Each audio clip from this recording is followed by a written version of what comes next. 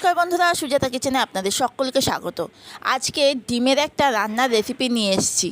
না, এটা একটু অন্য ধরনের, কারণ আমরা একঘেয়ে ডিমের ঝোল, ডিমের ঝাল, ডিমের কারি, ডিম কষা, এইটা একটু অন্য ধরনের। চলো দেখে নিই রান্নাটা আমি কিভাবে করছি।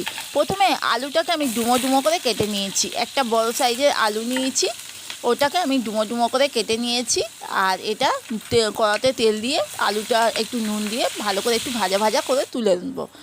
আর তেলটা একসঙ্গেই দিয়েছি। আলুটা বেশ লালচে লালচে করে ভাজা হয়ে গেছে, দেখো আলুটাকে আমি তুলে নিচ্ছি। এবার ওই তেলের মধ্যেই, আলু তোলা হয়ে গেছে, ওই তেলের মধ্যেই আমি এবার ডিমগুলোকে দিয়ে দিচ্ছি। এবার ডিমগুলোকে দিচ্ছি, দেখো আমরা যেরকম পোচ খাই, ডিমের পোচ, সেই রকমভাবে আমি যে কটা ডিম দেবো, কেউ 4টে দিলে 4টে, আমি এখানে 3টে ডিমের করেছি। তার 3টে ডিম আমি এরকম পোচের মতো করে আমি দিয়ে দিলাম। আর বলছিলাম ডিমের ঝোল, ডিমের কারি, ডিম কষা, এটা ডিমের ঝোল, ডিমের কারি, ডিম কষা কিছুই না। যাই হোক, আমি এইভাবে একটু ডিম রান্নাটা করেছি। এবার দেখো ডিমের পোস্টটা একদিকটা হয়ে গেছে, আরেক দিকটা উল্টে দিচ্ছি। আর এটা একটু ঢাকা দিয়ে দিয়ে করলে ডিমের পোস্টটা বেশ ভালো, আর ঘাঁটে না, মানে ঘেঁটে যাবে না, পোস্টগুলো যেরকম সেরকমই থাকবে। আর একটু তেলটা বেশি দিয়ে দিয়েছিলাম প্রথমে, আলুটা ভাজা হয়ে গেছে, ডিমের পোস্টও হয়ে যাবে, আবার ওই তেলের মধ্যে আমার রান্নাটা হয়ে যাবে, তেল আর দিতে লাগবে না। এবার দেখো ডিমের পোচগুলো হয়ে গেছে, এবার ডিমের পোচগুলো তুলে নিচ্ছি। হ্যাঁ, একটা জিনিস আমার স্কিপ হয়ে গেছে, ডিমের পোচের ওপরে আমি একটুখানি নুন ছড়িয়ে দিয়েছিলাম, সেটা কিন্তু আমার দেখানো হয়নি, ওটা বাদ চলে গেছে। তোমরা যখন এই ডিমের পোচটা করবে অবশ্যই একটু নুন ছড়িয়ে দেবে। এবার ওই তেলের মধ্যেই আমি এখানে দিয়ে দিচ্ছি, আমি ফোড়ন আজকে কিছু দিচ্ছি না, একেবারে মশলা দিয়ে দিচ্ছি ডাইরেক্ট।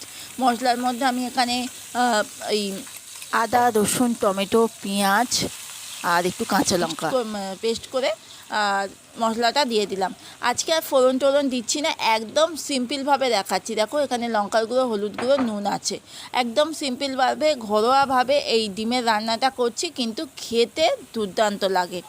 যারা এরকমভাবে খাও না, একবার করে খাবে, কিন্তু ভালোই লাগে, খারাপ লাগে না।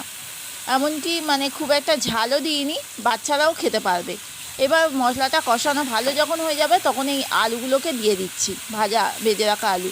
যেহেতু ভেজে রাখা আলু একটু তো নরম হয়ে গেছে, আর একটু মশলাটাও বেশ কষানো হয়ে গেছে, আলুটা দিয়ে অত মানে কষানোর দরকার নেই, মোটামুটি একটু কষিয়ে যখন দেখছি তেল ছেড়ে গেছে একদম, মানে মশলা আলু থেকে বেশ তেলটা ছেড়ে গেছে, তখন আমি বেশি জল দেবো না, ওই মিক্সির মধ্যে মানে যেটুকু জল, মানে ধুয়ে ভালো করে জলটা দিয়ে দিয়েছি। একটু মাখা মাখা তরকারি হবে, আর এটা কিন্তু পরোটা বলো, রুটি বলো বা ভাত বলো, সবার সঙ্গেই ভাল লাগবে। আর যেই অল্প অল্প ফুটতে শুরু করে দিয়েছে, তখনই আমি এই ডিমের পোচগুলো দিয়ে দিচ্ছি। আর এত মানে এইটা দিয়ে মানে সবসময় তো ডিমের ঝোল, ঝাল, কারি এইসব খাই, কিন্তু এইভাবে রান্না করে দেখলাম, বেশ খেতে কিন্তু টেস্টি হয়েছে। যাই হোক, তোমাদের কেমন লাগে অবশ্যই কিন্তু জানিও। আর আমার দেখো ডিম রান্নাটা প্রায় হয়ে গেছে। এবার দেখো সুন্দর করে একটু ঝোল ঝোল রেখেছি সামান্য, এটা কিন্তু বেশ মাখা মাখা হয়ে যাবে কিছুক্ষণ পর, মানে একটু মাখা মাখা টাইপের হবে। আর এই মাখা মাখা টাইপেরই এটা মানে তরকারিটা খেতে ভালো লাগে, এটা বেশি ঝোল ভালো লাগে না। এবার আমি গরম মশলার গুঁড়ো দিয়ে দিলাম, গরম মশলার গুঁড়ো দিয়ে এবার আমি একটু ঢাকা দিয়ে রেখে দেবো, গ্যাসটা অফ করে। মানে গ্যাসটা অফ করে ঢাকা দিয়ে রাখলে মানে সেন্টটাও খুব ভালো থাকবে, আর একটু মানে জিনিসটা একটু ভালো মানে হয়ে যাবে। দেখো ঢাকা দেওয়ার পর আমি 5 মিনিট পর তোমাদের দেখাচ্ছি। এই যে কালারটা দেখো কত সুন্দর এসছে, খুব একটা যে ঝাল টাল দিয়ে তা না, মোটামুটি সবার খাবার পক্ষে উপযোগী। আর এই যে দেখো যে একটু একটু সামান্য ঝোলঝোল মতো আছে, কিন্তু এটাও খানিক পরে মানে আমি তো এরকম করেছিলাম, তা খানিকক্ষণ পরে দেখি এটাও বেশ বসে গেছে, বেশ মাখা মাখা হয়ে গেছে। কেমন লাগলো অবশ্যই জানিও, আর ভালো লাগলে আমার চ্যানেলটাকে সাবস্ক্রাইব করতে কিন্তু ভুলো না।